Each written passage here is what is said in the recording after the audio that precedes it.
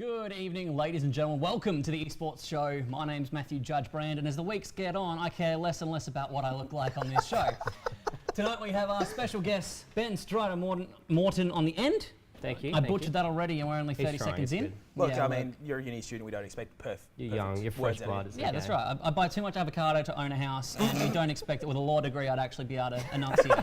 So, thank you so much for being on the show, Ben. Thank you. And we will get to you and Crimson in a moment. Awesome. But I feel like I'd be leaving Terry out if I didn't introduce him. I'm kind of hard to miss, So moving on to Crimson. Terry Badger O'Neill, the largest part of our show, definitely the biggest smile, and probably the most questionable content provider that we have. Mainly because you do really good OPL stuff, but my God, your memes are great. Yeah, that's about it. Really. I do have I have a special one that'll be getting to Twitter later on tonight. Actually, a special meme for later. It's that one, the Judge Perfection one. Oh, that's perfect. I've decided to launch that tonight just for giving me the shits this morning. Okay, yeah, I gave him the absolute shit. So, fun. But tonight, we thought we'd start the show. We would love to get more esports people other than myself, Terry, and Lewis on this show because, there's Lewis. Here he is. He's waiting in the wings. We don't want him to come on the show, so I'm going to make this segment stretch as much as possible. So it'll be a 2.5 hour show. We'd love more people on the show. Steve's throwing things at Lewis, but unfortunately, we don't have a budget, so we're sticking with Adelaide-based people or people that happen to be in Adelaide when we're shooting the show.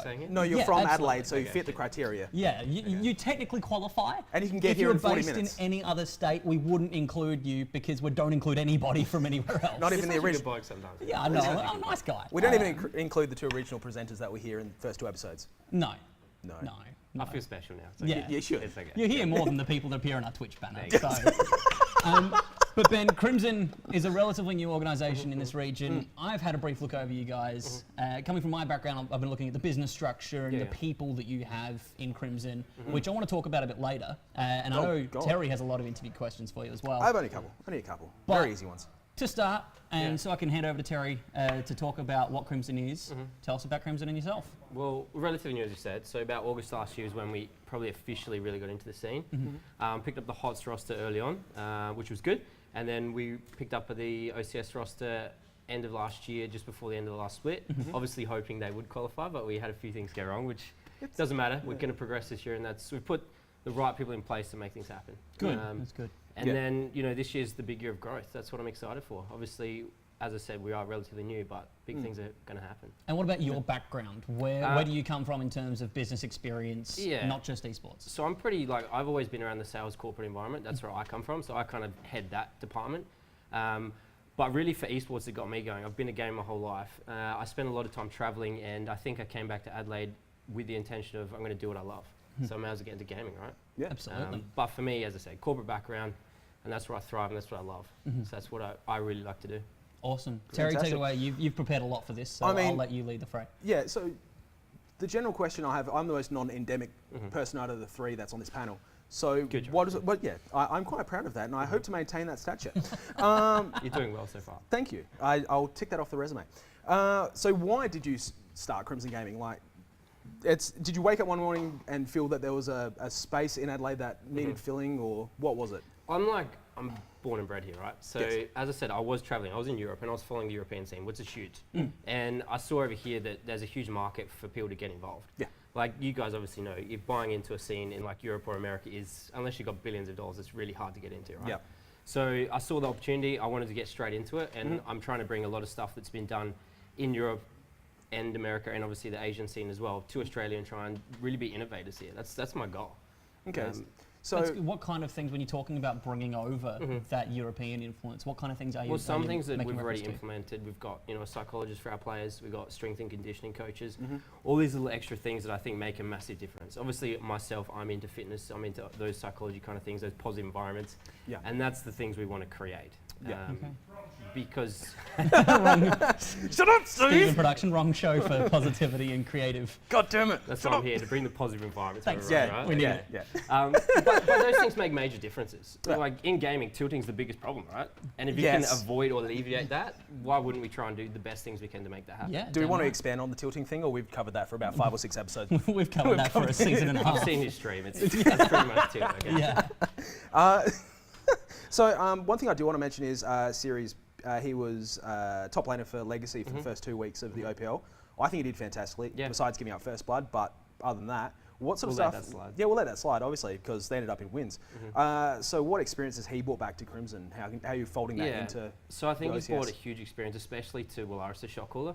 So obviously Sirius is extremely experienced, and he's bringing that experience to the team. So I think the things from when me listening to comms in their scrims is that he's just bringing that extra addition to it. So I think last season when Willaris was probably making all the shot calls, Sirius can help him correct and little things that we're going to look at doing better this season and implement stuff that the OPL teams are doing that maybe a lot of OCS rosters aren't doing. So you're hoping to use that edge just to creep up? Definitely. Creep up and obviously promote into the OPL. Definitely. What I want to know is HOTS. Okay. So it hasn't got the biggest fan base here in ANZ. Why have you seemed to use that as your flagship game for Crimson? I think we got in lucky. I think for me personally, I was a huge Warcraft 3 player, World of Warcraft, so I love just being able to play those characters. So, you know, Arthas, Illidan, these kind of guys. And that got me into that game. We had the chance to pick up a pretty good roster. And I think it's going to grow just because that nostalgic feeling of going back and playing with those characters. Like everyone, I think, has touched in World of Warcraft or touched on Warcraft 3. Yes. I know that Blizz is putting a lot of time into Overwatch at the moment. But I do think they're going to put a lot more time into HOTS as well. Already, you know, an $80,000 prize pool here in Australia is a big step in the right direction.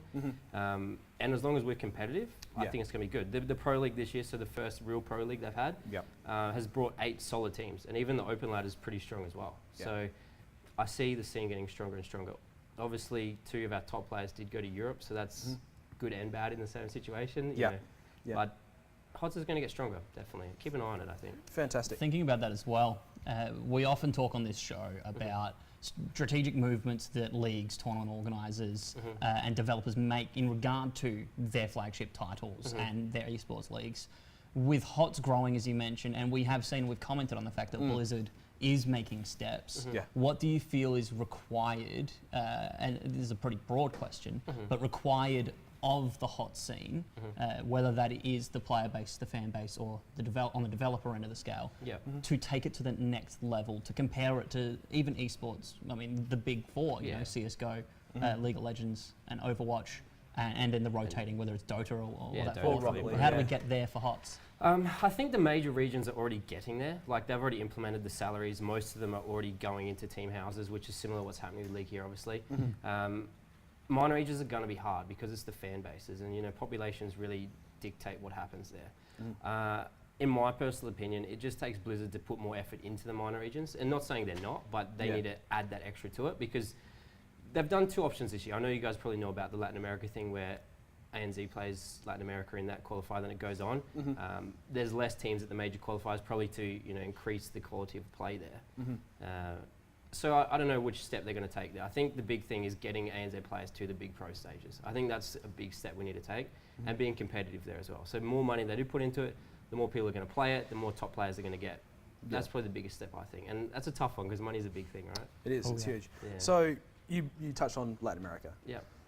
Legitimately, how confident are you in these guys? We've talked about it, not like I want it on record, on stream. How confident? Out of 10? I mean, optimist, right? Yeah. So you've got to say 100%. 100%. I trust my boys.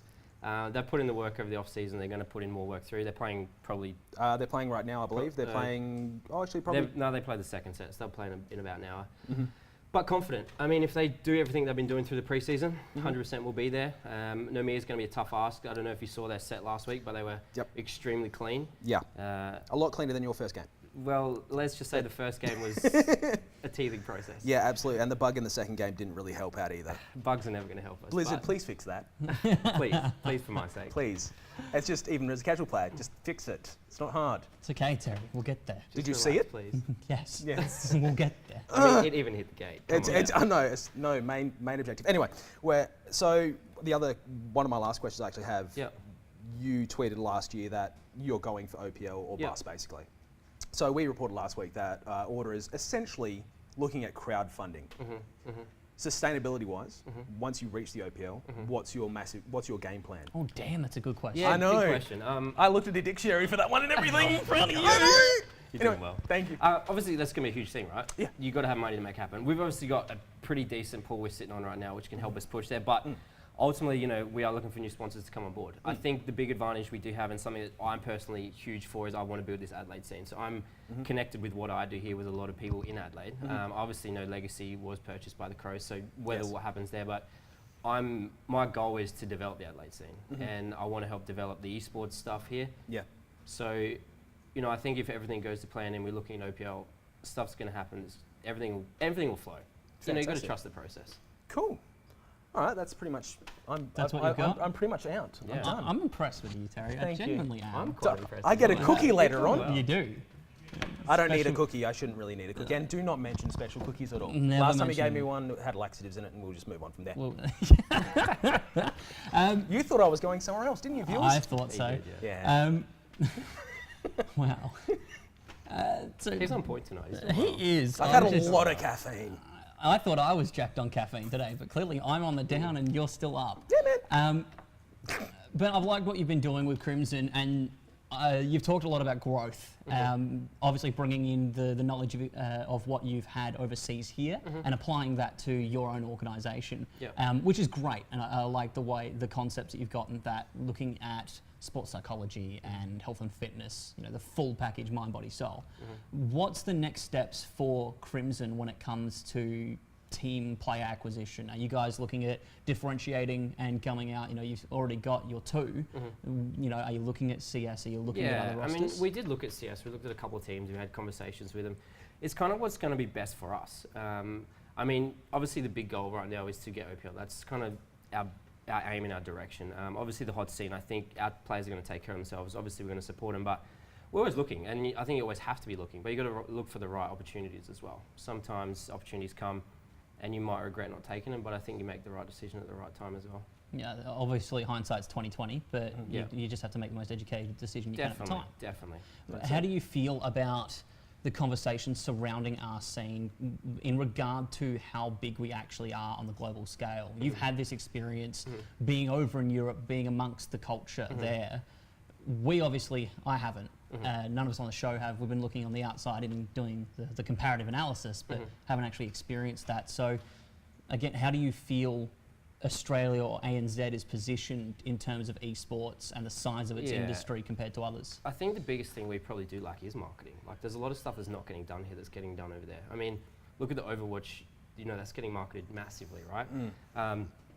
But population is a huge problem as well. When you look at Europe, I couldn't even tell you the number of people that live there, but probably around the 500 million to 1 billion people. America's in the same standard. Asia's obviously bigger, so that's a huge effect on us. But I think if the more people market it, look at young people, like we're young guys, right? Not Terry, but no, it's okay. Yeah. I'm done. But how often I would prefer to sit at home and watch a Twitch show than I would to sit and watch the Adelaide Crows play Port Adelaide, right? So and damn, that's a controversial stance. It is 100%. But that's what's happening, and that's what everyone's going to go to. So I think a lot sooner than we think, it's going to really make a big transition, and it's going to start to be more of a premier event.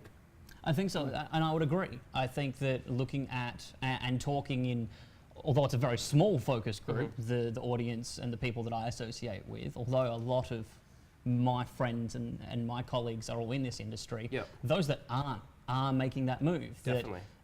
Not so much watching on Facebook with Pro League or stuff like that, but looking at Twitch, watching Twitch streamers for gaming content, doing that instead of reading reviews about gaming, and also consuming by extension as well that esports content. So I agree. I think that I would say we're in a much better position than we were even 2 years ago comparatively, but I think we've still got a way to go, especially in marketing. Sure. It's a hot topic. It's a Call of Duty scene at the moment with locally, but I think it applies to everything. It is a huge advantage having the AFL teams come in because they're marketing it for us. Like, they're hitting all those people that probably don't really know so much about the esports scene. It's doing a massive favour for us, and it's going to definitely build the scene. And not even, my previous conversations with people like Nigel Smart, it's not so much talking about let's get footy fans into esports and not the reverse either, but let's apply the things we've learned in footy as one of the most successful marketing clubs in the sport, and let's apply that to esports and go, okay, Legacy, how do you educate your fans, engage new viewers? Which is awesome, right? Yeah, that's awesome, because it brings a different aspect to everything. And you know what?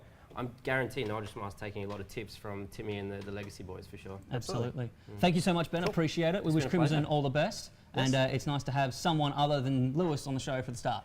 Yeah, that's right. And we'll have a special announcement later on in the show in regards to a competition Crimson Gaming ran. What was the competition? We're giving away a Corsair keyboard, so Terry's going to do the honours. Later on the show. Look forward to it, yeah. Awesome. Obviously, catch the guys on the Blizzard ANZ channel tonight. They're not playing themselves, but the other guys will be, so it'll be good to check it out. Okay, sounds good. Thank you so much again to Ben. Cool. Everyone, Thanks, mad props in the chat. For now, we are going to move on, and we are going to have a suss of the OPL. Terry, it's Headspace Week. Yay! We've been talking about this Super Week for so long and what it means So many to games. us. Run us through this on the screen. Cool, so we'll rip through the results real quick. Chiefs 2-0ing Tectonic, I think we also saw that one coming. Order has returned to the Rift with a 2-0 over Sin and once again over AV. I did not pick that one, that's why we dropped down to 74% in the tips. Right.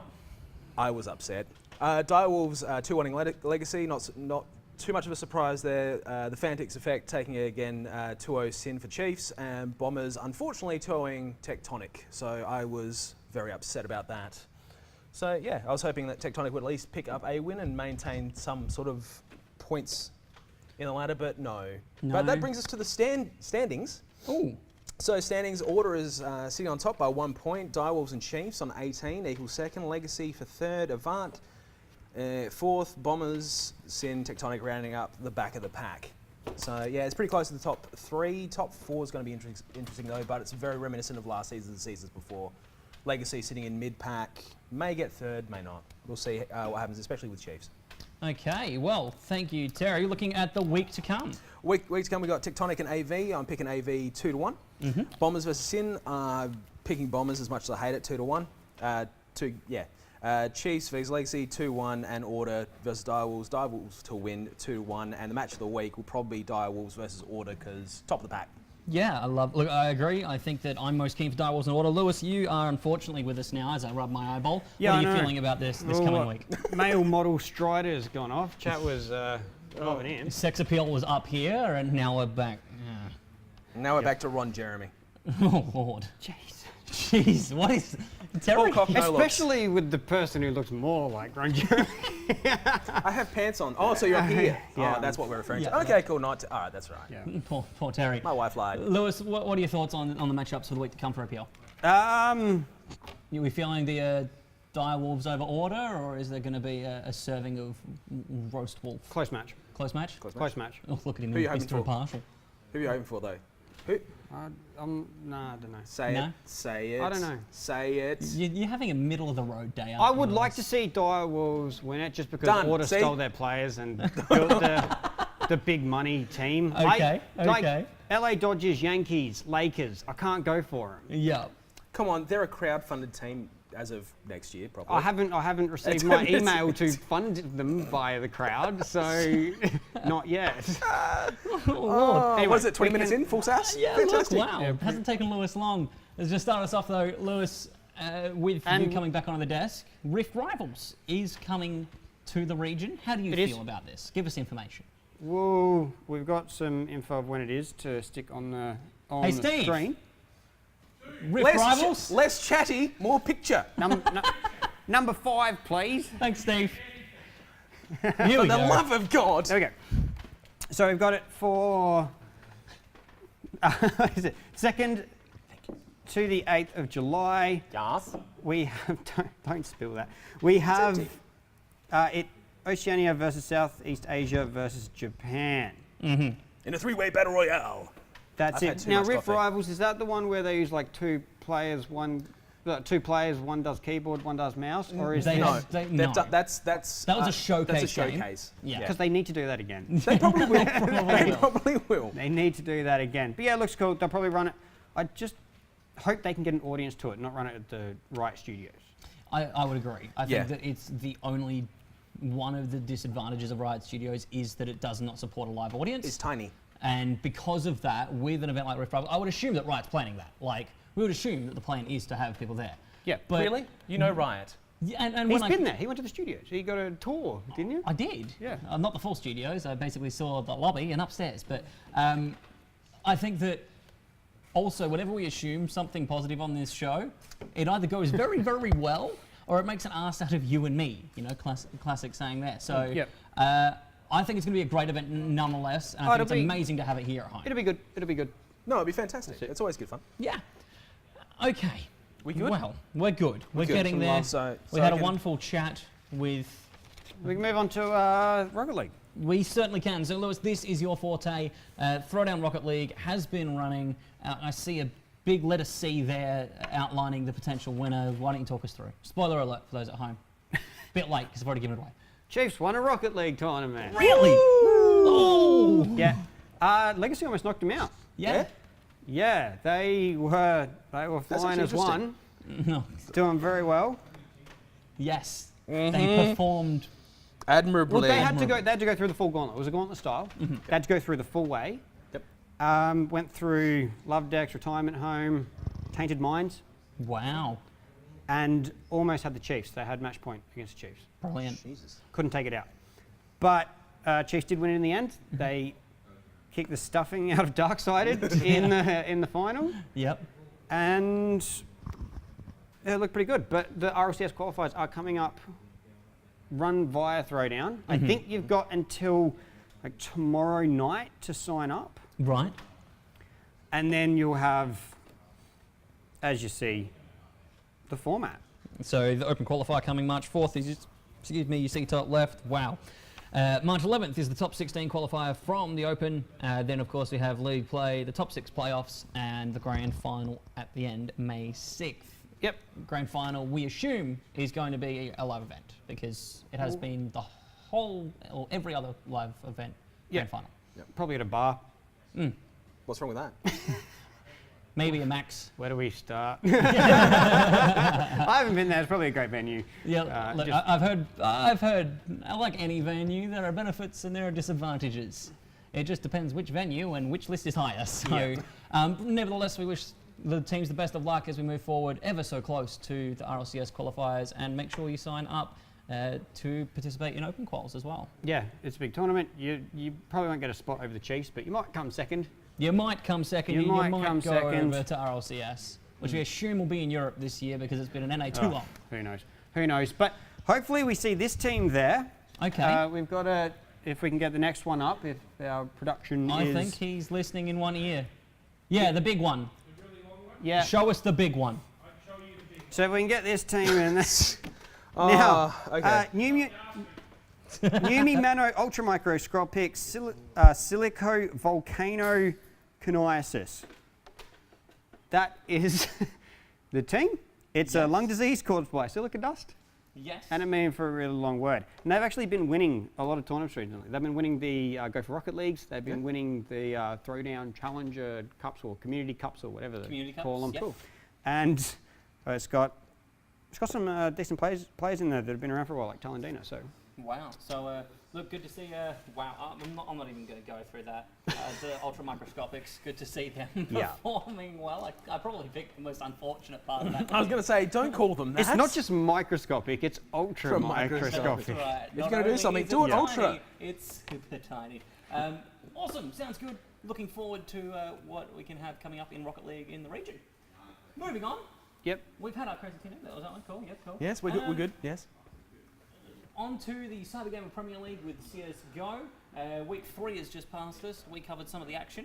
Yep. Tickets are on sale now, so make sure you head over to the Cyber Gamer website and you can see it plastered there for where to get your tickets. Exactly.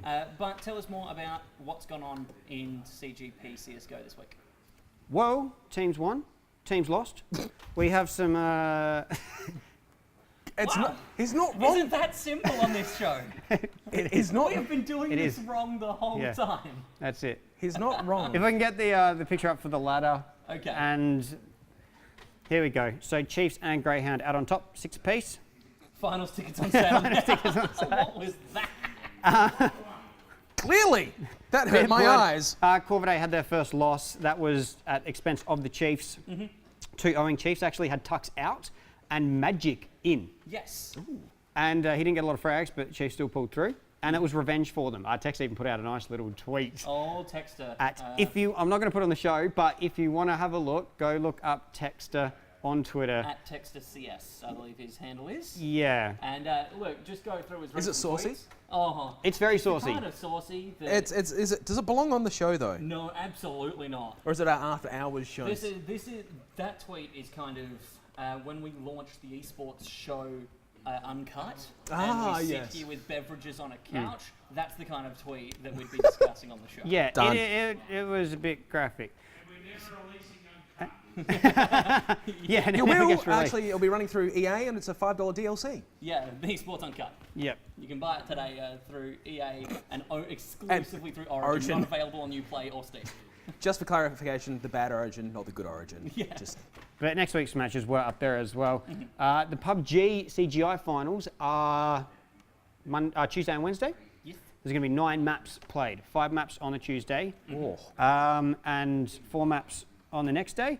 It's not up there yet, but the points will go as their finished position, 150 for first, down to 0 for 10th. So they'll get an amount of points on their standing. It's not a lot, but can still come into play. Tainted Minds did make it into the top. I'm not surprised. Wow. And this is something that we discussed on the show. Tainted Minds, for those of you who did not hear that story, they were actually sitting quite low on the ladder. They were sitting 17th out of the 18 teams, and then abruptly rose to 12th. And then After everyone said they were throwing. And now we see them, of course, in the end. Illuminati confirmed. That's right. The discussion around their throwing was, of course, being announced for the PGL, PUBG Invitational, and that was announced based off of, we assume, from their Season 1 win, but they were sitting 17th at the time of the announcement, so it didn't go over well. And you can go back a couple of episodes and you can watch that as well and go to game. But okay, PUBG's looking good. Also, we've got the PUBG solos, the finals being carried out over the next 2 Sundays. Yeah, you've been covering those. I have, and it's been good fun. This week we had Matt. It was magical. It was magical, that We cast. did. Magic Mike was on with me, and not the Channing Tatum kind, but my good friend Matt Brandwood kind. Matt Brand and Matt Brandwood. Oh my lord. But that was really cool. Been enjoying the PUBG solos. Asterix played. And if it was, but for his horrible car failures, he would have actually made it into the finals. See, Steve, see if you can find the highlight for that. We didn't plan it for the show, but I thought I'd plug it. If we find it, it'll be an e-gaming runner-up for this week. Okay, we'll give him the participation award. For Okay, e-gaming. cool. But Fantastic. other than that, anything else going on for CG at the moment, Lewis? Lots of open ladders, most notably Rocket League, $3,000 open ladder up there. I think there's almost 20 teams involved in that. And Battalion, tons of teams involved in that. Yeah. Great little competition going on there. Battalion's really cool. I think we might see some more CG Studio support for Battalion in coming weeks. Yep. Just as timelines flesh out. Obviously, a lot of us here with the start of uni semester and stuff like that have been a bit nuts. And by some of us, I mean me. But we'll get there with some Battalion coverage, I feel. Because it is a good game. Bulkhead are giving it some good dev support. They're trying hard. It's just, unfortunately, when you have an early access game, there's bound to be bugs. Yes, there are the bugs. Well, moving on from that, my friend, let's have a chat of the AU and NZ champs, the teams that have qualified for that, and the memes and vegetables that we've seen come out in the past few days. Yes. Oh, you've got it, Steve? We do have that. We do have that as well. Steve, save that for The e-gaming? Yeah, Yes. that'll be the participation. Which, how many participants? Oh, he's got it. Okay, yeah, we'll participate that one. That's participation. We've got the image of all the teams that qualified for champs, Yep, let's have a look now. and we've got 16 teams here. They range from CGP to CGM teams, Yes. and most notably, there is no Avant Gaming. That is not, and Dash is already in the chat. Yeah, here we go. It's that time of the night. Take a dig at Avant. But I think, honestly, he just needs to have some more low-calorie vegetables in his diet. It's a good team on paper. It is a very good They're a team. CGP eligible side. They are 0-6 in the CGP, They are. which isn't Great. good. They're not looking fantastic in that. Then they had a last chance qualifier against CGM team Control East Surge, Yes. which isn't even like 100% in CGM. And Well, they only recently confirmed their full roster at Surge, didn't they? Or was that or was that Control that I saw? I'm not sure. There's a lot of I think it might have teams. been Control. Yeah. Sorry. But Regardless. regardless, it is unfortunate that they didn't make it. Great for these other teams, but I think there's going to be a few stompings in here. There's a big enough disparity in CGP. Yeah. And I think you're going to see a few stompings, but as the old argument goes, experience is the key. And Lewis, Terry and I have lots of experience getting stomped, and we're great players now. Yeah, so sure. Looking forward, though, to ESL UNZ. We talked when they first announced the format about what they're doing new this season, having the 16-team format with the 2 groups. Yep. I think it's cool that ESL's expanded their horizons in terms of what they're offering. Yeah. We've also got a release from, about Avant Gaming. Oh, God. In the next image. Do I want to know what you've prepared? You probably saw it. Okay. You probably saw it on Let's see. Twitter. I didn't make it. Oh, you didn't make it? No, Okay. it's from Dog Ryan.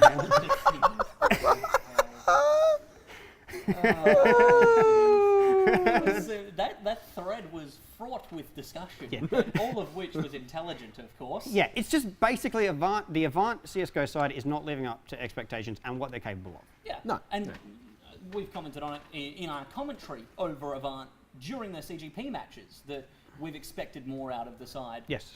Especially considering the names that are on that roster. And I think that's an that they're argument now that's been said enough. and that they're now an elite side. if you understand that reference. If you understand that reference, if you don't understand that reference, go watch last week. Yeah, but that starts, I believe, next Thursday. I believe so. So stay tuned for the ESL AUNZ champs. Happy to see that ESL is coming back in with CSGO for the season. They've got a great lineup of broadcast talent that they announced recently as well. It is your regulars coming back through, such as your like Ian Sniper. You've got Karath, Brainstorm, Elfish Guy, Danny Kim. John Ben? I don't think Ben's there. So Ben Green, Sandman. Come Someone on, else. but he's the I'm best trying to on-screen recall talent, the image. OCE. He is the best screen talent, I OCE. was looking for Elfish's new girlfriend. Shut up, Steve! According to Steve, Ben isn't commentating ESL AUNZ this season because he got lost looking for Elfish Guy's latest girlfriend. So we'll let Ben and Elfish argue that one with Steve later. But thank you so much, guys, and for an ESL, well done. Putting on a great qualifier. Hopefully, we'll see some amazing action out of those teams in the future.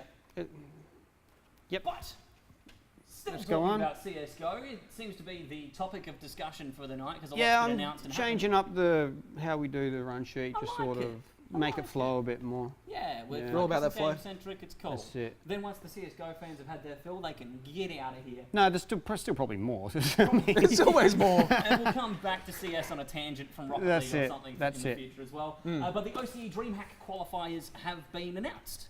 No, they've already been run. Yeah, that's what I thought, but oh no. Yeah, no, I'm misreading yeah. because I don't have my glasses on. So they were real. Yes. So Yes, basically, have been they run. went. Run last- Yeah, just this so week. DreamHack went, hey guys, there's some qualifiers this weekend on like a Thursday. Yeah, And the teams went, thanks. classic. Orders overseas, Greyhound couldn't play. Chiefs got beat by Corvidae. And then Corvidae got wrecked in the final.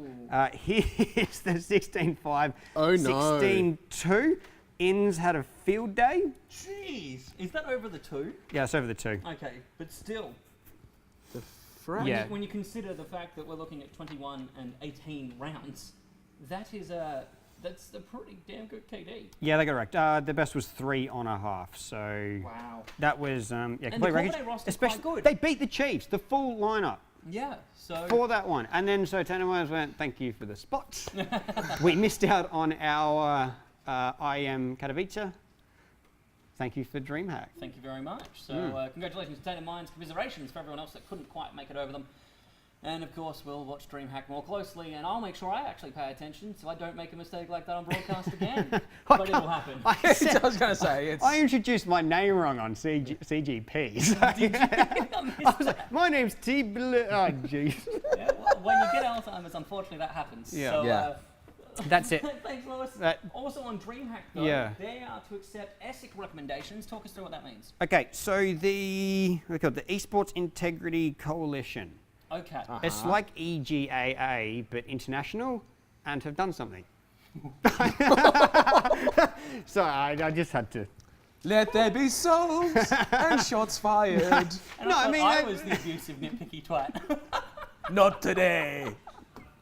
Oh, No, I man. mean they're the ones that came out and have got most of the ESL competitions now DreamHack. on board with the recommendations. We've got some of them here. We won't run through all of them. Why not? Let's have a look anyway. But basically, DreamHack has agreed to the VAC ban not being lifetime now. Okay. So the main point here is that it's a ban between 2 and a lifetime, 2 years and lifetime, depending on age and level of player and the nature of it. So due to circumstances, it'll be a punishment of minimum 2 years. And lifetime is the maximum. Scalable sliding scale. Yeah. Here. Exactly. So it's going to be more appropriate. So a VAC ban when you were 16 and a stupid kid. And you know, obviously in context as well, were you doing it in competition? Were you doing it on an alternate account? That Casuals, kind of stuff's gonna come were into you account. were you doing it systematically? That kind of thing. So that is, it's good to see, because I do like these, and it's good to see them getting on board with that. Yeah. I think because EGA is trying to do something similar, sort of AU based, but it's more like a sign up and you There's a accept the lot still- terms. There's a lot still to be decided on the EGAA. They're, for me, in terms of the timeline, they're back a lot further than what we're seeing from ESSEC. So Yeah, well, this as you is would imagine, international being with top international- international guys, whereas OC is still a budding scene. Yeah. EGA is still trying to work out their sort of peakness in where they're being a peak body, I think. I think so. Yeah. Train Lovers has asked if they can chat with us, and so this is your confirmation. Yep. Yes, you can. So we have live chat for anyone that's new here. I'm looking at it and pretending that I'm actually listening to what these two are saying. No, he doesn't. So chat to us. Let us know your opinions. We sometimes breeze through stories, and we might miss it. We might come back to it. If not, just DM us on Twitter and have a go at us. But That's mainly it. Tibor. Yeah, have a go at me, that's fine. That's cool though. ESSEC, like, actually having this come on, they have power because of the people that are agreed to give them power. That's how these kinds of things work. Well, exactly. You have to be given that power. But then they've signed on, they've accepted it, and it's great to see from DreamHack. Now the Chiefs can compete in DreamHack as well. It's good all round. I hope that sort of Valve bring this up as well for the E-League majors. Their majors, E-League. Faceit got the other major over PGL after their say computer issues in the last one, I would say. Yep. Yeah, so look, at the end of the day, it's a discussion we've had here on the show before, and it's a discussion that's rife all the time, all over Twitter, about the way we should be sanctioning players for misconduct on a range of different levels. So it's good to see a body like this step up internationally that has the support of a lot of different events as well, because we've seen plenty of international bodies step up in the past that nobody really supported. So now that we've found that balance, I think that's a good move forward. Yep. Sounds good. But Lewis, onto one of your favourite topics. Let's talk about Order, the Renegades, and Well, this is about Katowice, IEM, CS:GO, and StarCraft. Yes. Now we've got some footage of Order. Okay. If we can bring that up. Take your time, Granddad. Over there, chatting away. He's not even having chatting a that chill time. He out. was staring No, right at he's the screen. He was ready and then not ready instantaneously. What? No, okay. Yeah, it is an image. It's a joke. It's, as we will see. Much like our production. It's the image. You've got to warn me for this. When So Lewis here's means so hard that it actually jukes our I got the producer as well. So here's the footage of Order Oh, for God's sakes, Yeah, and Lewis. Katowice. Wow, you had to do this, didn't you? Yeah, I did. Well, I couldn't put the actual footage in because we're not an R-rated channel. Oh.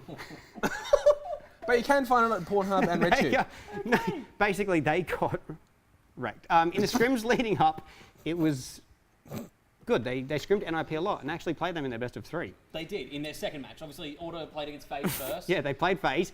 We've got sort of a breakdown of how the maps went, cool. Did you make stats-wise. this? Do we? I did. It's, I mean, Okay, do we have it though? Are we able to view it? Is the question right now. number 15, please, production. That doesn't make sense to me, but I'm going to do it. Okay. Wait, Well, it's okay. No, sorry. This was another thing that I forgot was in there. This is pretty. Forge came up with where Order got their logo. Oh, yeah. Forge. Well, I actually laughed pretty hard when Forge put this out. I thought it was hilarious. Yeah, it's bang on as well. Yeah, that's pretty cool. That is because that is That's a good meme. spot on. Yeah, Now, do we actually have now a we'll summary? go to yes. Here Okay, we go. cool. So in the first map, it was Mirage. It was touted as Order's favourite map. And look at Nico's stats. Now that is one map. Jeez. Oh God. 30 bomb plus 26. He was 1 versus 3 clutching, like 3 headshots, just Wow. pop, pop, pop. And yeah, then they played NIP. That didn't go very well either. 16-8 and 16-4. Their best half was a 7-8 on train. They actually went really well on train CT side when they got double AWP going. Yeah. Apart from that, horrendous. That's why Sicko and Hats were top of the board at those minuses, because they did really well with the double AWP setup. Both on Mirage, that's where they got most of their rounds as well. You are not shying away from the criticism this No, week, but I mean, Lewis. even NIP came out, and so when NIP was being interviewed, I can't remember who was being interviewed, but they said we scrimmed order a lot, and they were doing really well against us. They were demolishing us in some rounds, and they just sort of fell apart on the stage. No, I actually caught that as well. I was up late doing all sorts of study and procrastinating, watched IEM as well. So I saw that interview, and yeah, they mentioned that, and NIP gave some praise there as well about what they were capable of. Yeah, but so within the tournament, it wasn't fantastic. They didn't perform to the level they can. The analysts there sort of put it to, they were trying too many individual plays rather than playing as a team and executing onto site, especially on the T side where they couldn't get many rounds. But it was touted as sort of and even Wizard, former Kings player with that lineup, him out, Alistair in, put out that like this will be valuable experience for the region and all that stuff. But we haven't seen that happen yet from any international tournament, I feel. We were talking about it earlier, and the Renegades. Yeah. So the Renegades, right? They've been living overseas for 2.5 years, and it's only in the last couple of months they've been starting to actually win international tournaments. Okay. And so like even Renegades at IEM Sydney last year got spanked. Chiefs did them 16-1. So I'm not seeing how as much is relevant. I think teams. I think also we need to take a back step on putting emphasis on like doing their Twitters, doing their streams, building their own following. Yeah. I think that like how it works for sports athletes as well. Your viewers and your following come from you being a good player. Yeah. So I think that's where it's got to, like the hours have to be put in. I mean, Yeah, this no, I is agree. a conversation that happens all the time about content creation, about player branding. And I think to an extent you're right. I think that there needs to be, for the players need to establish their branding and know who they are as a 100%. player first. 100%. And then that'll bounce off of their performance, that they have their branding, they have their Twitter, they know who they are as a brand in the industry, just like we see with players. They perform well, and that performance elevates their profile so that people go to it, and then they capture it for the content that they have as well. 100%. But I'm saying, like, look at Nico. If he was a Oceanic CGI player, he wouldn't have that following. Yeah, No. But because he's one of the best players in the world, he does. that's where your main follower base comes from. Yes, you be your brand and what you want it to be, but it's got to come Just through. wanted to clarify that it wasn't you just focus on gameplay, don't focus on your brand. No. Do it, but like don't focus spend on your gameplay. don't spend hours making montage clips of yourself, that kind of thing. Yeah, Yeah. of course not. Like because results are where it's going to be. Yeah. So I mean, I know that they were trying to pull some positive out of it, and I know they were scrimming for a long time and they're sort of growing as a team, but then they went into the competition and they didn't play like a team. So that was like the main thing I would take from that tournament was OCE is going to get wrecked in overseas tournaments right now. Yeah. Because like at top tier. Right. That's pretty much. When And the you're players looking at, you're competing against the phases of yeah. CSGO. And like, yes, these players are a million times better than me, and I suck. But there is a huge gap. Like it was looking a bit smaller because we were going overseas, getting a couple wins here and there. Like Greyhound would go to, like play I think they played Gambit overseas and things like that. And they were beating Tyloo's. They were doing that, but Tyloo's still not like the top in the world. yeah. Yeah. So it's getting better, but then you see the disparity and it's just huge. When you go up against FaZe, when you go up against NIP, like these players, just individually, you see how much better they are. Yeah, I think that's fair, and I think a lot of people, and like Dash just said, at least we are getting to international comps now. Not 100%. It's great And to go there. That's right. And it's great to go there, but I don't see how. And also, the commentators there were saying that Order was like the top team for ages in OCE. I completely disagree on that because they're on par. I would say that on like Tainted Minds, Greyhound, Order, and kind of the Chiefs. Maybe When Chiefs Chiefs like perform? maybe Chiefs like a fourth, and when they perform on par, Okay. but a bit more inconsistent. Yep. I think those three teams are pretty on point. So sort of saying the Order is the top team, even though they have that that roster, that credibility. I don't think they've been performing to what they can. Okay. A lot of people are going to disagree with Tibor on That's- Twitter. that's this week, fine. and it's Disagree- perfectly fine. Have some intelligent disagree. conversation. We encourage that on the show. We talk about topics that people don't often address, and we also give some pretty honest and brutal opinions, especially that guy on the end. So, messages at Tibor Time is his handle, and Yep. if you disagree with him, have some intelligent conversation about why you disagree with him or why you agree with him on some of these points about AUCS going overseas. But the event itself. But yes, go overseas, yeah. great event. Renegades did pretty well as well. I'd say Renegades almost beat Australis in the best of one stage. They beat Avangar convincingly, Yes. and they got a map against C9. They Right. forced a third map against Cloud9, the reigning major champions. Yeah. Because of course, Cloud9, for those of you that may not be aware, not CSGO inclined, they won the Boston Major, for the E-League Boston Major. Yeah, very recently. Yeah. So great team at the moment. Yeah, did very well there. Didn't get through to the stage finals, but did quite well, even getting a map against Cloud9. Even though that's a team they play against more because they're NA based, they did a pretty good So job. good. Yeah. Well done. What else have we going on though that we've had? Because we mentioned Probe has been. there as Yeah, well. Probe got pretty shut out. Lost his opening round, 0-2. Won the lower bracket round 2-0 to sort of get him into the money, and then got out. So I think he finished like 60 something. Okay. So quite a way down. But again, he's getting good experience overseas. He certainly is looking at the scale of what is a StarCraft 2 tournament. For those that don't know who Probe is, legacy esports StarCraft 2 player. Went over to the StarCraft 2 event at Katowice. And yeah, unfortunately that was at Katowice? Yeah, at Katowice. Yeah. So it's all part of the IEM. Yeah, that's right. IEM Sydney though has put out some announcements about the OCE and Asia qualifiers. They have. Take us through that information, Lewis. So I've got a picture up here as well. We're getting 3 spots. OCE is getting 3 spots, Yes. not including Renegades. I assume Renegades are going to be invited. That is what all the talk's about, and rightfully so. They should be invited Yes. as the top team with Australians in it. They've got 3 Australians, should be invited to IEM Sydney. Agreed. Will perform better. Bring that back up. Bring that back up for a sec. Yep, bring that back Bring up. that back up. Shut up, Steve. If anyone's got a team producer, we'd love to hire them.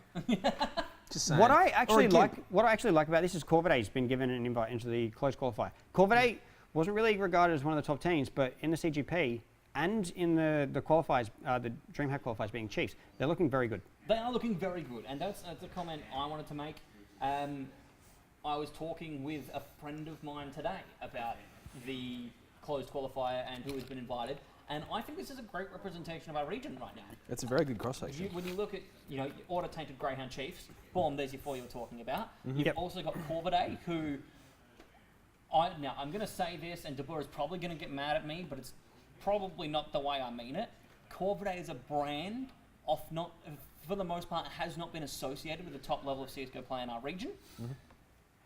It's nice to see them up there because this team on their roster is performing. Yes. Yep. They are doing very well, and I want to give them credit on that. Not discrediting Corvidae as a brand, saying, No, well well, done, since- this is your big CSGO entry. It's since CGP Season 1 last year yeah. that they were Since a autumn last top year. name. Yep. Yeah, it's been 12 months. So that is good. So Asia get 3 as well. So lots of spots coming out here. We assume 2 for OCE plus Renegades. We're getting 3 plus Renegades. So yeah, exciting to we see. talked about it on the show when IEM City was announced again, how many we would get. It's been a constant discussion online as well. So one thing that Aussie Loser did want to mention though is the discussion that WESG will actually overlap with the closed qualifiers. Which is a bit- WESG do whatever WESG want to do. yeah, well, Yeah. that's right. So there's also been a lot of overlap in the gaming scene as Team- well, with TwitchCon announced today. Teams which will be- overlaps PAX Australia. So Teams will this is want to gonna be. The Australian teams will want to be at IEM first and foremost. Absolutely. WESG, even though they put up a good show and a lot of money, IEM is where you want to be. Yeah, because just like Cloud9 did at Boston, Yep. you want to win on home soil. You want to do it for the fans who That's are it. there, and you're going to get the most fans when you're playing at home. Look how good Chiefs Yeah. did when they just stepped up in that arena. They were phenomenal. Yeah. And got a lot of fans from that. They certainly did. Moving on, though, Let's because we go want to through. smash through a little bit more. Yeah, of this, let's start smashing. Let's smash because No more waffling. We had an amazing interview. Looking at this, Lewis, Atletico's PUBG team is over at the Kiev Ukraine PUBG tournament for Yep. Star Series. They are, so I believe I've got an image for that as well. That starts tonight. It does. Brilliant times for us. Starts at 1 a.m. Yes. Eastern. Do we have an and image for our finishes- PUBG producer? it'll be number 19 on the sheet. There it is. There we go. So these are the teams that are competing. Atletico is in there. And obviously huge brands in there in Cloud9, Luminosity, FaZe, Liquid. Team Solo Mid. God damn it. Yep. Good old TSM. Ugh. And They've got the worst fan base. yeah, so that's going to be over four nights. As I said, starts at 1 a.m. Eastern. Starts at 12. Starts at 12 Eastern though with a show match each day. Okay, cool. So and there's four matches per night, I think, or five matches per night for 4 nights. Cool. So Plenty 20 of maps. PUBG action over there. Yep, $100,000 tournament that is. Awesome. Having a look. There's a quick discussion that Lewis, you wanted to bring up. That has been sparked by Bryce Blum, of all people, the person that I love and adore in this industry in terms of a legal representative. It's a little weird. It's not weird. Okay, it is a little weird. But Yeah. he shared an article talking about whether, He and relative to did. Star Series, whether Battle Royale games should be broadcast like golf, and you disagreed. No, To an extent. no, No? I didn't disagree, Okay. but I disagreed with the tweet. Fair. So the tweet said that it's up to competition organisers and broadcasters to get the broadcast better, Okay. which is physically impossible In PUBG. in PUBG. And in Fortnite, because you can't 'Cause do you- it right now. No. Yeah. And And at in the the esports esports show. show because publisher. But it is completely impossible because you need access to the API and you need more spectator slots. Yes. So it is not in the hands of competition organisers or broadcasters right now. It is in the hands of the developers. And when you Yep. consider, and we've talked about it behind closed doors, yeah, PUBG has been broadcast, especially at large events, and it's looked really impressive. But the technological loopholes that have had to been established by these large events like IEM, Just to put a cast up. that's right, Just to put a cast Yep. up. is phenomenal. We're talking about using, having encoding running on every individual computer to be able, prior to spectating, to actually get a feed live of that player's perspective in a control room with all the players at the event, so they pick each player individually on the cam, not in game, Yep. prior to PUBG spectator update. Like, we've Yeah. had massive broadcasting, but Yeah. I think we need to take a step back from the ESPN article there, and I think you'd agree with me on this, and go, we need to fix the damn game first. Yeah, so the points, Before we even consider how we refine broadcasting. the points were perfect for the game. Yeah. Yep. So what Player Unknowns do, is that the maker of the game? Is it Player Unknown? Or is Bluehole. that some Bluehole, PUBG, PUBG Corporation. Yeah. Yeah. So the guys that make the game, Yeah. it was pretty much laid out as, although I don't agree with the first point, don't follow the action at the start of the maps and build the storylines only around the top teams. I don't agree with that. I disagree with that wholeheartedly. No. Completely Yeah. disagree with that. Mm-hmm. The second, multiple casting desks. One play-by-play desk and one analyst desk as the in-game casters. So like, you know how you have the footy, you've got your two, so you play-by-play, your James colour Ray- caster, Colour. your immediate colour caster, then your in-depth analysis guy. Yes. Yep. They want to go play-by-play, and analysis. Right. That would be quite difficult to work, I think. And not Yeah. only that, but I feel that with Battle Royale games right now, yes, there is depth to them. Yes, there is strategy and planning that goes into playing these games. But I think a lot of people are still learning about that and about Yeah. the strategy. And the strategy is extremely dynamic, because this game relies so heavily on RNG Yep. in a Yep. lot of its processes that having analysts right now, again, not warranted Not when point. we can't even get play-by-play commentary featured on the broadcast. Plus, that's for properly with after actual ease of access. That's for after the game. Yeah. That's for Yeah. after the game. I agree. And you need like 6 spectator slots minimum to Yeah. run that kind of stuff. Yeah. Remove the kill feed or don't use it at all for casting. No thanks. Impossible. Remove the kill feed. If you can actually provide that information to the casters so they can relay that information to you, because it is critical for It's the most forming that relevant. story. You're out the game. Bottom ticker for overall points and information. Yeah. Yeah, okay. Yeah. Yep. Absolutely. And I don't know about this one. Predictability for viewers of drops and where the circle will go. No. No. That one's a hard one. And because that's if open you to have- that's open to stream cheating. It is, Yeah. but the other side of it is if your actual broadcast is delayed 10 minutes, if the broadcast has that ability so that 10 minutes after the fact you can see, sure.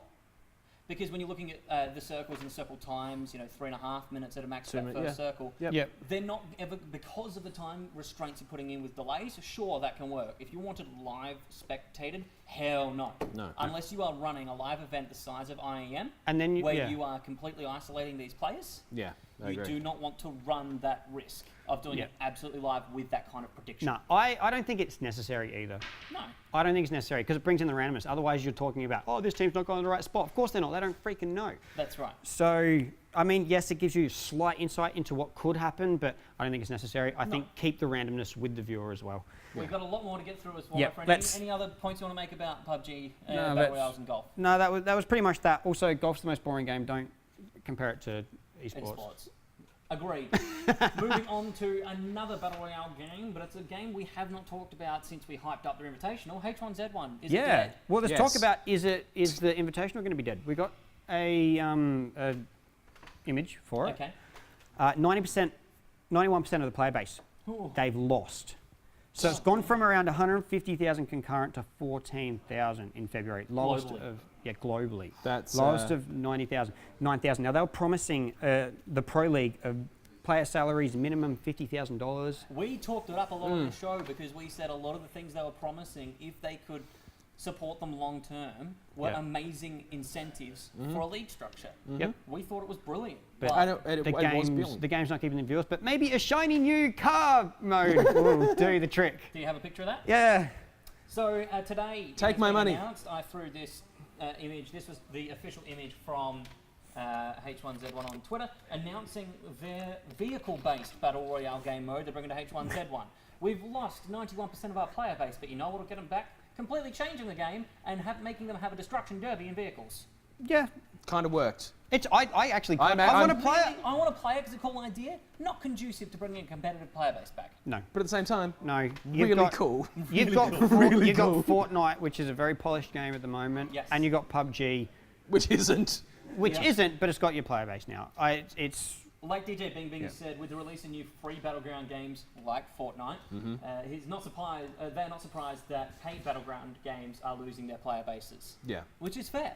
Yeah. We've seen a big Yeah. a shift in Twitch streamers as well, from PUBG to Fortnite. Fortnite's Yeah. got huge numbers. Fortnite's also making waves into sport news in and sport like sort of casual news in the States. Even soccer goal celebrations, they are now in Europe doing Fortnite-themed soccer goal celebrations. I saw Well, there one you this go. week. I didn't actually grab it for the show, but I saw it there late you night. go. Yeah. Yeah, it's So that's it. I think that overall Fortnite's broken that, and H1Z1's lost a lot of its player base. To summarise, if Martin de Boer, who was a massive, staunch supporter of H1Z1, has now turned his head on H1Z1 Yeah. and as an esports title, you know you've got a problem because he was living and breathing that game. That's it. And credit to him. He That's stuck it. with it for the long fight. Gfinity EU, my friend, has been getting a bad rap on their drafting rules this week from one very prominent FIFA player, and you're posing the question of whether AU is going to have the same issue. no, they are. It's not a question. All right, moving along. Okay. They Let's are. just move on. Explain to us what's the context behind this. So we'll grab the first image. Okay. Yep. So this is the player.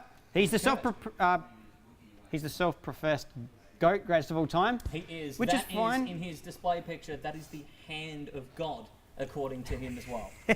Also He's- his wife. He's got like 26,000 Twitter followers. He's a huge FIFA player. Oh, massive. Huge. He gets interviewed by news articles for insight as well into it. So he's a very prominent player in the scene. He got drafted. and he's going to be a sub. Yes. Sucks to be you. He released quite a Because lengthy tweet about this. he did. So what happens with Gfinity and will happen with AU is the teams have to have full rosters before the draft. Yes. So they sign on all the players they want, who could even be in the draft. So they're it's like pre-drafted. Yeah. And then they draft players to be Benchwarmers, hence the title of the Of tonight's show. show. Benchwarmers. Now they've over 2 seasons. I think it's 2 seasons in Gfinity EU. They stated that they've got 3 people. They could name 3 people that have come through the draft system and now are pros. steady in teams. Right. It's not a huge number, No. No. and I think that's what's going to happen in OCE. So do you think that kind of, is that a bit of a dampener on the whole go from the couch to pro kind of message that Gfinity's pushed in EU and here? Is that kind of what I'm trying to ask is, because of the results that we get out of the early draft and how minimal they are. The word of is actual pro the word players. you're looking for is gimmick. Yeah. Yeah. Is it a gimmick? Yes. And at this stage, it looks like so. Now, from what we know, teams are going to have a hard time fielding these rosters in OCE. Yeah. There's only one org in Australia which I believe has all 3 requirements filled, and that would be Darksided. Yes. And they're not. And that's only recently since they picked Recently up the since- CSGO team. Yes. And there was no announced plans prior to picking up a team that they would in the near future either. No, and there's no word if they're going into Gfinity or not. So Yeah. I'm just saying there's only one. So other teams are going to have to pick up teams. They may. I just assume they're going to grab them from the draft. But with this news, And they've got to news fill as well. rosters first. So I don't think the draft is going to play a huge role like they're claiming it to be. No. From the information that I've got, I don't think it's going to play such a big role. No, it's a joke. On the flip side, and the conflict of interest disclaimer here, perfect opportunity when you look at the fact that a lot of the clubs that could be entering this franchise system locally don't have these teams ready to go. Oh yeah. Do get decent agreements right now. And that's what they said about the drafted players as well. You are not legally bound to the club that drafted you. Yes. You could still be a part of another club under another contract. You could still decline the terms of that contract. You can walk from You're that within draft that- and decide to right. play more cups Yeah. next season. So he got drafted and he's like, no, I'm not signing with you. Yeah. I'm not going to be a sub. Bugger off. I don't care about your stupid tournament. So I think it's more on the gimmick side. Yeah. I hope I'm proven wrong, Absolutely. but that's what it is looking like. Well, we'll obviously see. I think in there's the a what, following weeks. there's another image for that as well. Oh yeah, that was the statement. That was his statement. That was the statement they gave me back on Twitter. Oh, right. About, here it is, all 8 series clubs will be locked in before the draft. So that means the players will be... Clubs will be locked into their points, their Club- positions in the franchise system before Yep. the draft starts. And you would assume if clubs are picking up the franchise, you would assume that have players already ready to go. That's it. Well, moving on, we've had a wonderful ESL announcement. Yeah, this is the best announcement ever. Okay. Michael Bilchars, I believe that's how you pronounce Yes. his name. He put out this tweet a day before the talent announcement for IEM Katowice. Uh-huh. And he said it's going to be the most surprising in history. Then the announcement came out. And the announcement is? And It's us! And hey! And the next image. Where's the surprising part? There isn't. HLTV. There was threads on HLTV going, what was the surprising thing? He's just sitting there going, ha ha ha. He's so good. There is a Yep. reason I follow him on Twitter, and it's this. Yep. That was brilliant. I loved it. That's it. Thank you very much for lightening up what is normally just a negative show. Yep. And far too Seed sassy. Has no colorblind mode, and that's actually a massive issue with one of the new operators they've brought in. Yeah, so they brought out one Lion. He's got like sort of a Widowmaker ability where I think when his ability is activated, he can see a red outline of the player. It's kind of. So I thoroughly like this new operator they brought in. Basically, he has a drone that sits above the map. Not like other drones in the game. This one you cannot kill. It is not actually it's not a drone you can shoot down. Yep. Right? Yeah. So when his ability is ready, and he can do it twice per round, I'm fairly certain, Okay. is that it does. It outlines players. Yeah. The only way to not be outlined on the opposing team is to stand completely still. Because So the it drone tracks detects movement. So it tracks movement. It does. All right. So it's red Yes.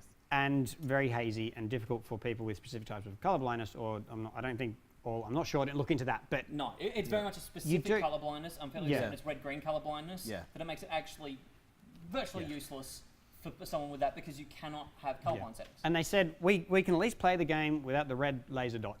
We can Yes. at least do that, but we can't play Lion. Yeah. Yeah. Useless for colourblind Done. players. And 8% of men are colorblind in some way, Wow. and 0.5% of women.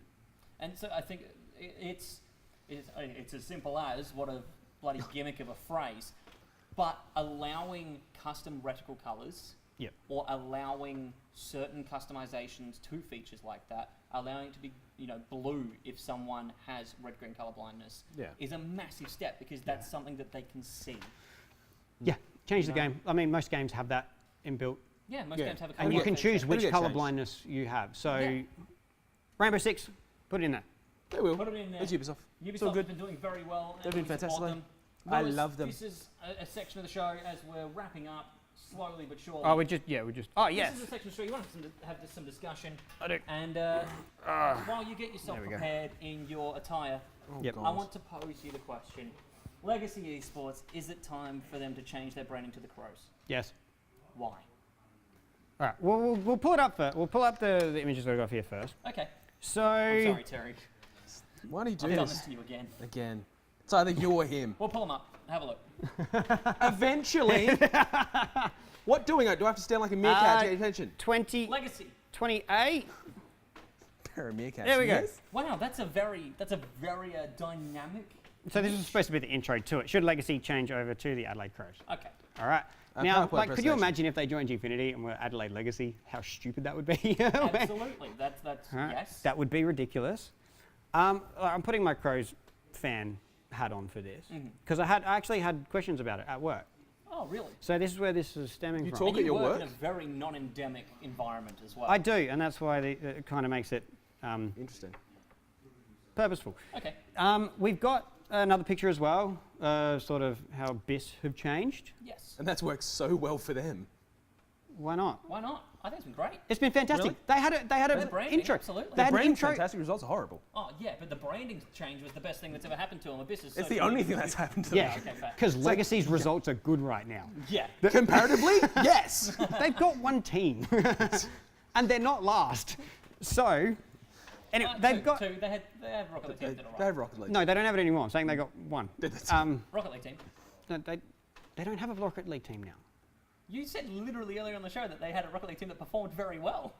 We're talking about Legacy having a. No, Rocket Legacy. League Oh no, I thought you were Yeah, saying yeah, Bombers. yeah, I thought you were no, saying Bombers. Legacy. No, Oh, no, no, Legacy. Legacy. Yes. Yes. They're doing quite well because they stole who Avant was going to get. Yes. But and the former. Me? Yeah. Well, Oh, we'll fix that. is it off? Have you nightfalled us? When I stood up, Matt's- it unplugged my microphone. So we're back. Matt's. Good job, Matt. Yeah. Thanks, Steve. Just So- that's why I put it there. Not talking about results or anything. I think it's time for Legacy to change over to the Adelaide Crows. Okay. So 9 I was months is having the a- window you like? No, before should have been. But so I'm having a chat with a woman at work. Member goes through all the games. Went over to the grand final. Got like gold tickets to the grand final. Drove over. Did the whole thing. Full-blooded Crows fan. She's like, "What's it like? You're into esports. What is it?" I was like, "Well, they've got teams." But do they make games? What do they do? Like, they're so disassociated from it. Yes, it's the Crows brand. Yes, they can bring over their branding. But now it's been lost. Like, when they first announced it, there was the We Flyers one stuff coming out. I mean, the only association with it right now is Nigel Smart putting out tweets about it. And their hashtag We Flyers one coming in occasionally. Occasionally. But I still don't associate as much anymore. I think it's time to move it over, get it in, do what the Bombers did, and change their brand. Yeah. You got to get that. And talking to Steve Cyanide the other night, Why he would you do saw a post on Twitter on the Crows site, on the Crows pages, going, if you why don't you change the name to the Crows? I'd at least be able to support them and get behind them. I don't understand this legacy thing. Plus, I think the logo could do with an update. Certainly could. It's a bit retro. Look, the, outdated for me. the tree has served its purpose. Steve wants to contribute. Steve? I can explain esports He can explain esports. Are we ready? Yep. Yeah, sure. That is That is esports right I'm there. probably not. You missed it. Did he? missed it. Oh, It was a Bring it back up. Bring it back up because Lewis doesn't pay attention. That's esports right there. that is no, but I think that's being lost as well. Like that is nice. I do like that Yeah. whole Yeah. thing, and that can still be a part of esports. But get over to the Crows. Yeah. It's I agree. I think the Crows Crows brand- need to bring that in. use their because- own branding. They had multi-million-dollar profits last year. They come second. They've got the women's team that came first. Yeah. Get that across. Just you will get fans by association of that. And I mean, other side of the coin, they will get people that, just like when Crows bought Legacy, that'll go, "What's this bloody crap? Why are we doing this?" People didn't know what it was. That's They're like, right. "What is it?" People Opinions think are changing. people People thought- are coming like more like my grandmother, who go, "If I don't understand something, maybe I should find out a little bit before I hate it." yeah, but people thought that Crows were now making games. Yeah. That's where it's at right now. They don't understand it. And Crows could probably make a better video game with their staff than what the AFL produced for this year with AFL Evolution. But that bar's also set low. Someone's getting a phone call. Talking about quick news here, while Nightfall Yep, Fall I'll get is this. It's salty too about hot. my Too hot microphone fails, but then we crucified him for his microphone fails. Yep. You're a Kiwi, get over it. Talking here about the Smite late sign-ups. He had a field yep. day over this in our Discord talking about stories this week. Yep. Lewis, explain to me what's going on. And shout out to Yed Rello, who's watching from the Congo. Nice. Good job. That's cool. Good I job. was not expecting that. So here's the tweet from one of the OCE Smite players. I do love Envision Eyes. He's a funny man. 3 days. 3 days they got given, which is more than other regions. The date has been announced, Right. but they haven't got sign-up links. Seriously? Yeah.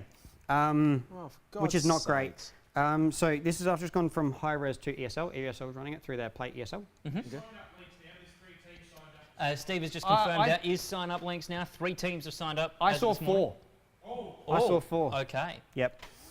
So it's not huge. We were very critical of the Smite Global Series We were. previously. Why shouldn't we be? And I think Nightfall went on for about 45 minutes about it. Yep. Yes. And then continued on Twitter. We went for 3.5 days. I didn't have enough bleach for my eyes. Yeah, so they've made a format no one wants and have released it super late. But They have. DreamHack released super late. It's a trending It's an theme. esports staple. It's not great. Release things If you're earlier. going to do something, do it late. Yeah. And that's how you hit the top level of esports. Yep. Moving forward, because we're almost done, and thank you, ladies and gentlemen, for sticking around, because a lot of you want to win that Crimson giveaway, so we appreciate it. Yeah.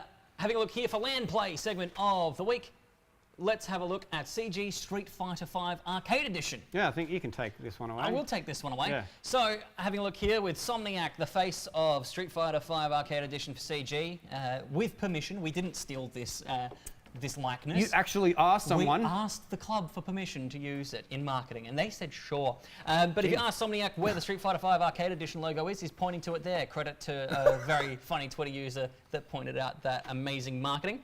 We have the WDCGPL Autumn Street Fighter V event, $10,000 prize pool, open entry to anyone in the Asia Pacific region that wants to play. Get here.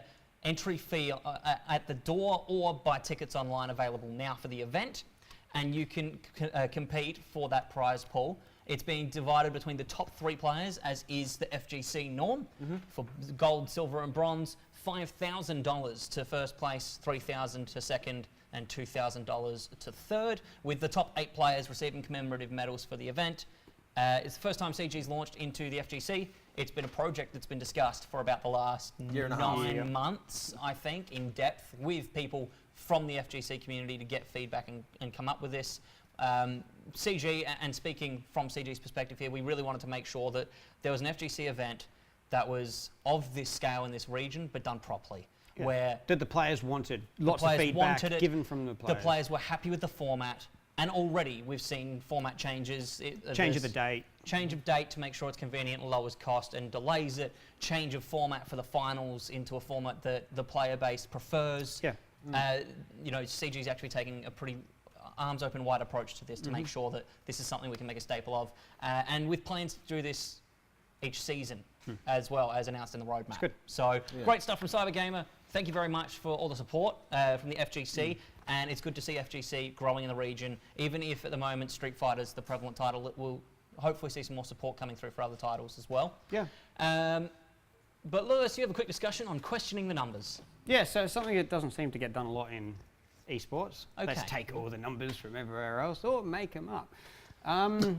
we've got a picture here. It was just putting out, so like, The stew pot. you have to, like, you got to deny the numbers because there's so many press releases like, you can't deny the numbers. Esports is going to be huge. Esports is huge already, and you should invest now before you miss out.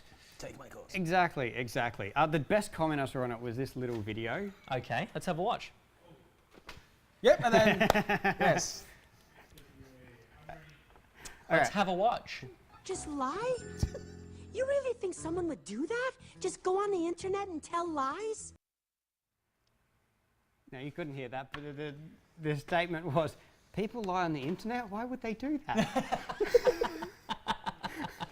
Why would they do that, Lewis? I wonder would why they we do get that? called sassy and negative. Oh my God. But that leads into the e-gaming award for this week. It does. Oh, God. Now, shall we start with our runner-up with the participation trophy? E-gaming. No, we'll give that later because this leads directly into it. That was Okay. that was like the pre-story to the I'll e-gaming play, award. us out with our Yeah. participation award this week, I think. I think so. And so if we can get the next image up about the e-gaming award. There we go. So it comes from Tony Mogan from the International Business Times. Ooh. Yes. Sounds like an online newsletter, basically. With the most clickbaity esports title you can think of, professional FIFA players now richer than Football League stars as esports boom continues. Now, prefacing this goes two ways.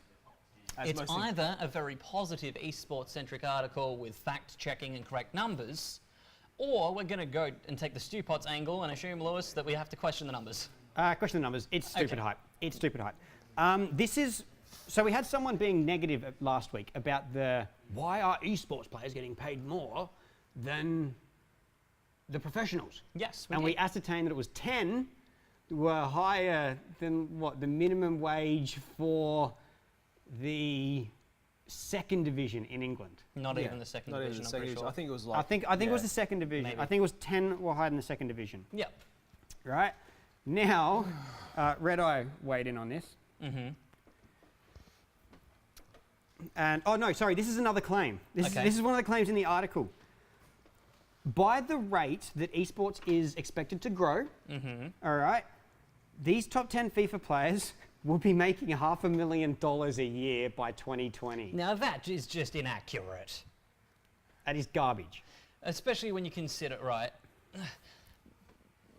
these models that are being used to predict the growth of esports long term.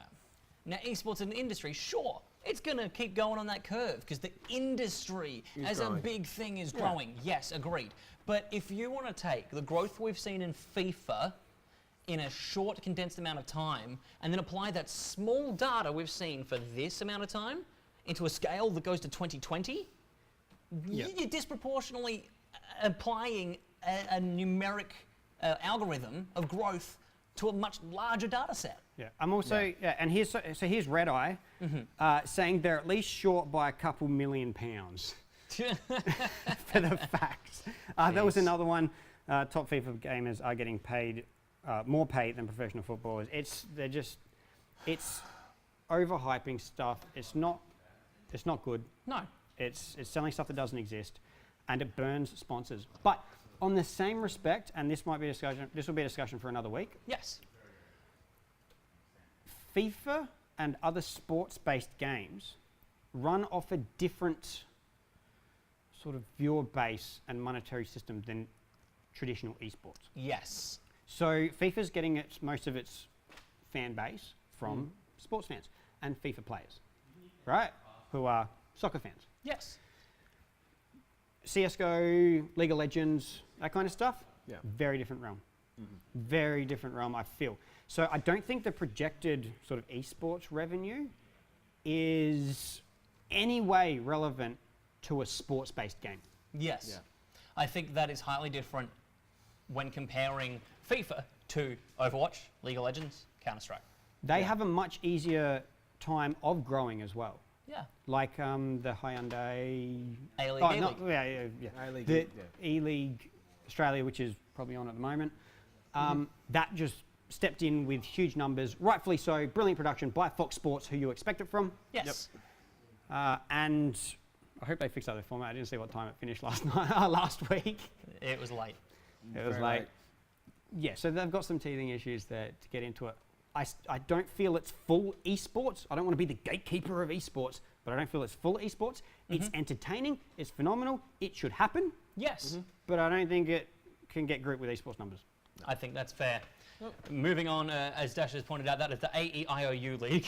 The E-League, A-League. That leads into another discussion, though. You put out a Twitter poll on the Esports Show Twitter. For those of you watching, if you follow us on Twitter, please participate in these polls because we actually quite enjoy your perspectives. That's what the whole point of this And show there was good is. discussion in the chats about it, about getting in more specifically. Yeah. So this was mostly around Overwatch League and Gfinity Yep. for Australia. Yeah. And if you like that, if teams have no physical link to the club, or to the city, if you care about that, if you think that's great hype, 28 Is yes. geolocational hype worth it? Is Yeah. it good? If it's disconnected, and 53% said no, don't like it. 19 didn't care. Including you, I assume, by this screenshot. I said the same thing. I think it's no, fake the hype. screenshot Yeah. would have a tick in it, Ah, but yeah, I did say no. yep. And it's like Overwatch League, yes, they're getting there. People were more lenient with the Overwatch League because there are plans to move them there. Yes. I assume Gfinity is of the same mindset, but I want to see them there before it happens. I mean, yes, they say geolocation's the wave of the future, but I did like that about esports as well, that you didn't have to be geolocated. Yeah, there's an element of geolocation, of course, with esports around regions that, you know, we don't play North American teams in our actual domestic leagues because that wouldn't make sense in terms of infrastructure. That's how it goes down. But that only works in franchised leagues. And calling yourself Alpha Sydney or something. Like, you can do it. Yeah. Oh, that's going to be our most used meme for the year. But- thank you so much for making that. There's so much effort going into it, especially from like Gfinity AU, when 72% of people either don't like it or don't care. Yeah. That's it. Yeah. Well, that was our Twitter poll for this week. We will be running them more frequently when we remember and when we might actually have time. So thank you to Lewis for making sure we stay on top of those to get your feedback. Yes, Steve. Yeah, we got the You ready participation for the award. participation award? We'll play us out with this award, ladies and gentlemen. Participation Do we award. want to make that announcement first? We do. And we Asterix, do. for those who don't know, Asterix is the owner of Cybergamer. He is, and he is a wonderful gentleman. And although we pay him out all the time, we still love him. So we'll get to this in a minute. But Terry, we do have the Crimson Gaming Corsair keyboard giveaway. Unfortunately, it wasn't any of us. Damn it was it. Mr. Mike Turner from here in Adelaide. Congratulations, you've won the Corsair RGB keyboard from Crimson Gaming. Congratulations. Rigged. Rigged. Reroll. Yep. Reroll. He's And still if here, any we can yell at him. If any of us won, it wouldn't have been rigged. No. Well, the other two would have said it No, was. it's like if we win the EGAA award for Double key. Best. Best oh. esports for coverage. best esports media or whatever I don't even know, they haven't released it. But we nominated ourselves. Yes, we did. And And if we win, goddamn, award show's And the best. if we don't win, it's rigged and crap. Well, the we've had gov- our e-gaming award. I want to say a big thank you. Congratulations to Mike Turner for winning the giveaway. Thank you very much to Ben from Crimson Gaming for being on here. He's still here, but I'm going to dress him as if he's in the camera so we can watch this later and pump up that ego. Thank you so much for coming on the show and providing us with content other than the three of us rambling for another week. Thank you very much to Lewis T-Ball-Gratz on the end. Once again, you've proven that I'm not the only nitpicky twat in this region. I'm probably And more nitpicky, just in you a different very way. You're just a much grumpy are. You're old you're the legal nitpicker. I'm like the Yeah. You're a grumpy old I'm shit. the That's what you are. annoying sports fan.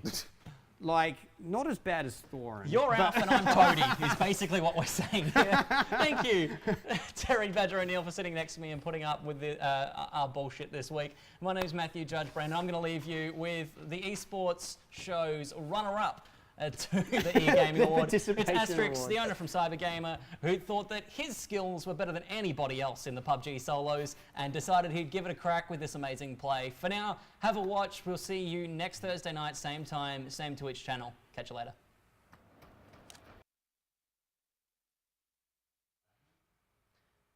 Did you want to play the video?